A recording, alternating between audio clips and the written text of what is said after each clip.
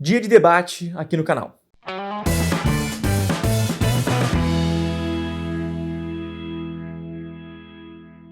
Fala galera, Carlos Pinheiro aqui, e hoje a gente vai falar sobre dissonância gráfico-narrativa, que é um termo que, até onde eu sei, não existe ainda academicamente, né? Eu estou puxando de outra área, e convido aqui os acadêmicos de quadrinhos a escreverem sobre isso, sobre esse conceito, usarem esse conceito. Eu pretendo usar, talvez escrever um artigo no final do ano sobre isso, mas eu acho que é interessantíssimo para a gente estudar quadrinhos, estudar como que a gente produz quadrinhos e como que a gente lê quadrinhos, né? Vamos com calma explicar o termo direitinho para levantar esse debate aqui e a gente poder comentar nos comentários. Nossa, que redundante, comentar nos comentários. Mas falar nos comentários sobre isso e trocar ideia, tá bom? Antes de começar, siga as redes sociais todas, Facebook, Twitter, Instagram, aqui no YouTube também, ativa o sininho. Quem quiser conhecer meu trabalho para além do YouTube, eu sou professor, sou quadrinista, sou editor do Universo Guará, minhas redes sociais estão aqui do lado, junto com minha caixa postal, mandem mimos para mim, estou aceitando. E bom, seguinte, eu vou começar falando desse termo puxando outra coisa, puxando outro termo, que é a dissonância ludonarrativa, que é um termo cunhado em 2007, num artigo, que diz o seguinte: existe ou pode existir uma incongruência nos videogames, né, entre o que se diz na história e o que se joga na mecânica. Por exemplo, digamos que o seu jogo é um jogo pacifista, é um jogo que na história, né, o seu protagonista é um cara que não gosta de lutar, né, que não bate ninguém. Vamos supor que tivesse um jogo do Avatar. Eu adoro citar o Avatar, né? Então, o Avatar é Lenda de Aang, tá? Não do cara azul, você tá na cabeça, né? O personagem Aang é um pacifista, né? Ele não quer lutar, ele não gosta de lutar. Você faz um jogo onde a mecânica do jogo é o Aang com bastão dando porrada em soldado da Dança do Fogo. Existe uma incongruência aí, porque você tem um jogo que mostra um personagem claramente pacifista, a história do jogo é ele tentando não lutar, não matar o Senhor do Fogo, é ele sendo pacifista. E a mecânica do jogo é, para você avançar de fase, você tem que dar porrada nos outros. Então existe uma dissonância aí entre o que você joga e o que você é contado, né? Ludonarrativa, sacou?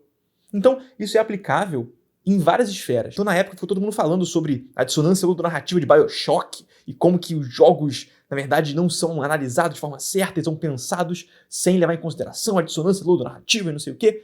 E aí muita gente começou a criticar esse termo também, né? E uma das críticas mais importantes foi falando que você não pode avaliar um jogo como algo que é gameplay e história separado. Ele é as duas coisas juntas, uma compõe a outra. E válido, porém, isso não invalida essa dissonância. Porque você pode tentar criar uma coisa que é unitária das duas coisas, né? Que tem um gameplay e uma história coerente e falhar. E isso vai gerar, sim, uma incongruência ludonarrativa, né? Uma dissonância ludonarrativa. Isso rola também no cinema, gente. Um exemplo que eu acho legal muito é Transformers, tá? Eu odeio esse filme, muito ruim. Mas no primeiro filme, aquela personagem da... Como é o nome dela? A atriz bonita, que todo mundo acha ela lindíssima. Megan Fox. A personagem da Megan Fox no filme, ela é uma mecânica. Ela tipo, é super inteligente e ela é mecânica, ela entende de carros, ela entende das paradas, ela é sagaz, ela é perspicaz, ela é inteligente, né? Só que o filme mostra ela como uma gostosa.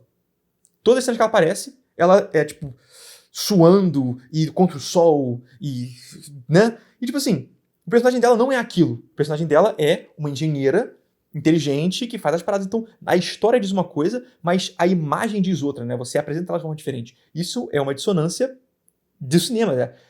Como é que eu posso dizer isso? Qual é o termo correto para cinema? Cinematograficamente. Enfim, não sei o nome disso, inventem aí, acadêmicos.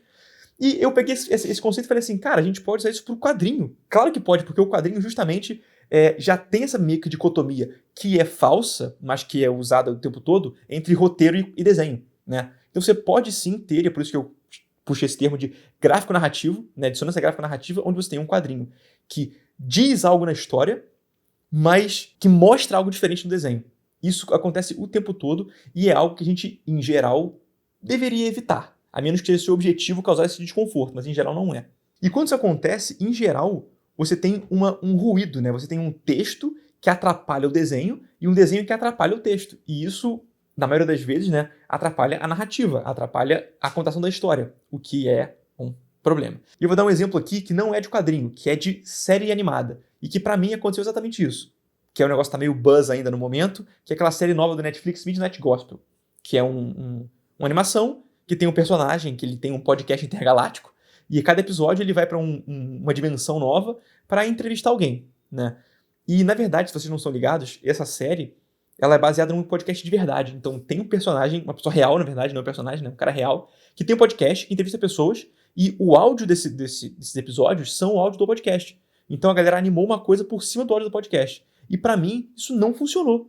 Assim, eu adorei o conteúdo do podcast, adorei os episódios, mas pra mim não funciona como desenho. Ou eu assisto o desenho, ou eu, tipo assim, vou desenhar e fico ouvindo o podcast, entendeu? As duas coisas são incongruentes, porque muitas vezes você tá ouvindo uma parada, sei lá, um episódio sobre um tema específico que é super pesado e tenso, e o que tá sendo visto na tela é uma piada, sei lá, gráfica, uma piada horrível, entendeu? E assim, as coisas não conversam entre si. Então, pelo menos pra mim, não funciona o Midnight Gospel como deveria funcionar, que é uma coisa você parar e assistir, né? Pra mim funciona se eu ouvir o podcast separado ou se eu, sei lá, ligar no mudo, o desenho, entendeu? Então isso pra mim é justamente essa incongruência gráfico narrativa. Você tem uma imagem, né, um vocabulário imagético que diz X e uma história que diz Y. E na maioria das vezes isso é um problema. Então eu vou dar um exemplo pra vocês de um quadrinho da Guará, né? Santo, pra quem não conhece, saiu no ano passado. É um quadrinho da Guará, antes de eu ser editor da Guará, né? Não fiz parte dessa produção.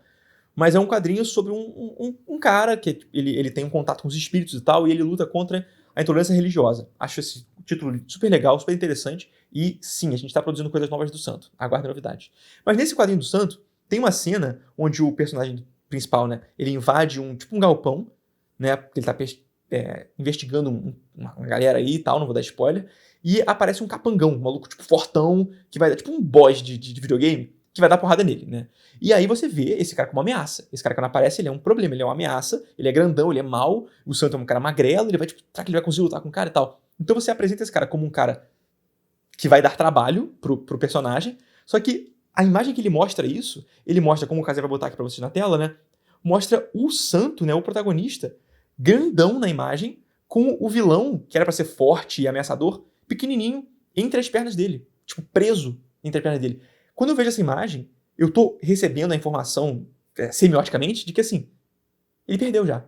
O vilãozão fortão não tem nem chance contra o Santo. O Santo é mais forte, maior, né, visualmente maior, ele fechou o inimigo, não tem pra onde ele escapar. Então, assim, apesar de eles quererem mostrar que esse personagem é uma ameaça e que vai dar trabalho pro seu protagonista, como eles enquadram isso na cena, nesse quadro, você não passa essa informação visualmente. Então isso é uma dissonância gráfico-narrativa. É um momento onde você tem uma história que quer dizer X, mas a imagem, aquele desenho diz Y. E, de novo, isso nesse caso é um problema, né? Porque eu não senti em nenhum momento que o Santo poderia perder. Claramente ele ia vencer, porque ele estava grandão, estava mais forte e tudo mais. Então, gente, o que eu quero dizer com esse vídeo é o seguinte, vamos evitar ao máximo, né? Pelo menos eu acredito que a gente tem que evitar ao máximo esse tipo de dissonância. Porque você quer passar uma mensagem clara pro seu leitor, você quer que ele entenda o que você quer dizer, né? E não que ele fique, tipo, perdido no que está acontecendo. A menos, e é uma exceção importante fazer, né, que você queira sim causar um tipo de estranhamento no leitor. O que pode acontecer, né? Vamos pegar um exemplo aqui de uma dissonância gráfico-narrativa de uma animação que é legal, que é Happy Tree Friends, né? Que é aquela animação zoeira que tem uns bichinhos fofinhos da floresta e que, na verdade, eles são, tipo, assassinos e matam uns aos outros e arrancam o olho e usam serra elétrica e tal. Então, é um desenho que ele é pra ser fofinho visualmente, mas que a história não é fofinha, de propósito, né? Então isso pode ser usado de forma eficiente, de forma maneira para sua história. Mas se você não pensa nisso, você faz sem querer, isso vai sair como um erro, como um problema, como uma falha de comunicação, né?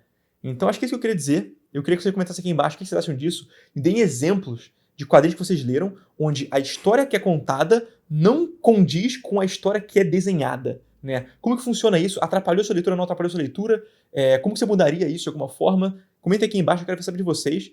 E vocês querem mais vídeos como esse, que eu puxo um assunto, meio tipo um termo teórico, e elaboro em cima dele, assim, eu gosto desse tipo de vídeo, é um vídeo mais descontraído, é um vídeo que a gente pode conversar, falar sobre isso, eu gosto bastante. Então comentem aí, e é isso. Curte, comenta com bastante, se inscreve. Pois é, todo mundo já sabe, e no mais, aquele abraço. Valeu!